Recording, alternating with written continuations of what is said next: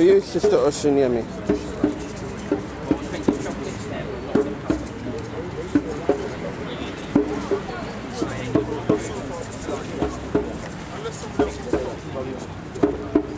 Brothers and sisters, we now move into this demonstration, having had our drum call and the libation. The members of the Metropolitan Police are still making a point that they don't want the demonstration to be in this spot and to be elsewhere. The agreed position is that they will explain to me at some stage why we have to move, and if they order us to move, then we will move to the spot that they're indicating. They have not so far done that, and so we are proceeding here. A number of us have demonstrated in this place before, but the first time I was here was in 1968, and it was always somewhere here. A long time ago. So, and there are probably other people here, one or two, who've been here before from that long time. So the Met really ought to explain properly why they are introducing this change, and if they certainly order us to move, then we will. My brothers and sisters, repeat, it's a peaceful demonstration. It is in front of the Embassy of the United States of America for some very specific reasons. Importantly, it is a demonstration relating to Haiti. Haiti is and should be in everybody's consciousness at this moment because primarily of the horrible earthquake that took place there in the earliest days of January, approaching mid-January. It is one of the worst earthquakes, worst events, worst natural disasters that has ever visited humanity. In fact, the numbers dead are at least as large as those killed in the tsunami.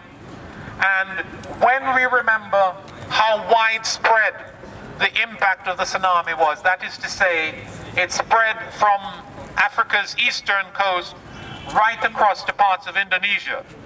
That is how spread out the effect and impact of the tsunami was. By contrast, Haiti, which is a very small place, it impacted on that very small country, and indeed only on a part of that small country. And at the end of the day, approaching perhaps well over 250,000 Haitians are dead. So we are in the presence of a genuinely horrible natural catastrophe. Now, Haiti has been subject also to human catastrophe. And it is precisely for that reason why we are in front of the Embassy of the United States of America. Because America has had a hand in, indeed, has been the principal organizer of that catastrophe for a considerable period of time. What does our campaign demand? And what are we demanding today? There are 4 demands. One is for the United States to compensate Haiti for its occupation, invasion and occupation, which lasted from the year 1915 to the year 1934. During that time, the Americans were as humanitarian as they usually are.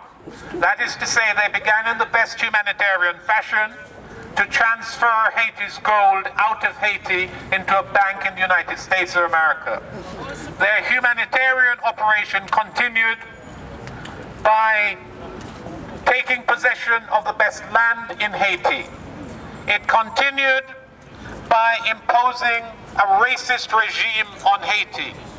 It continued by carrying on the tradition begun by the French of clearing Haiti's countryside and mountains of the rich lumber that had previously been there, leading to the current state of affairs in which Haiti is the most denuded spot on earth. Now, I come from a country with peasants. Jamaica is one of those. Jamaican farmers slash and burn Jamaican hillsides. Nevertheless, Jamaica does not look like Haiti in terms of the denudation of our hillsides.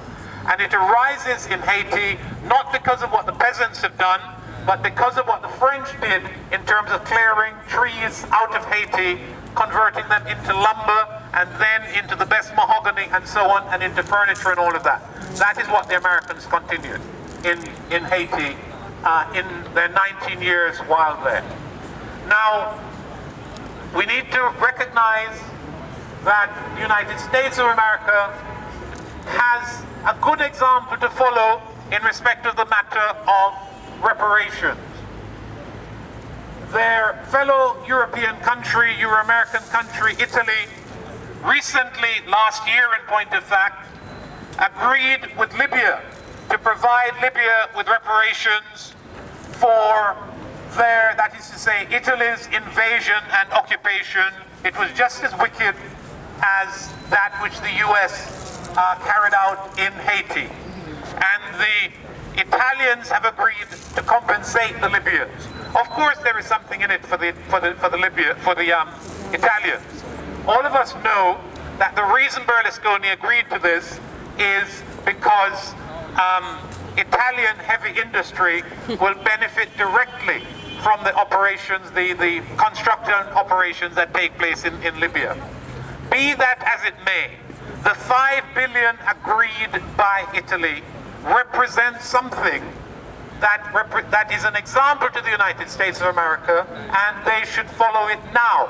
That is to say, they should give compensation, reparation to the Haitian people for their wicked and evil time in that country. The Haitians did not welcome their invasion. And even if some Haitians did, before long, Haitians were up in arms against them. Possibly as many as 40,000 Haitians fought them, and the official record, which means that it's probably wrong, says that 2,000 Haitians were killed by the Americans, including the leader of the protest, a man called Charlemagne Proudté. So, during that time, my brothers and sisters, the US showed their wickedness, and what we're calling upon them now for is that right now they do something about it. So that is how our demand for the US to give reparations to Haiti arises.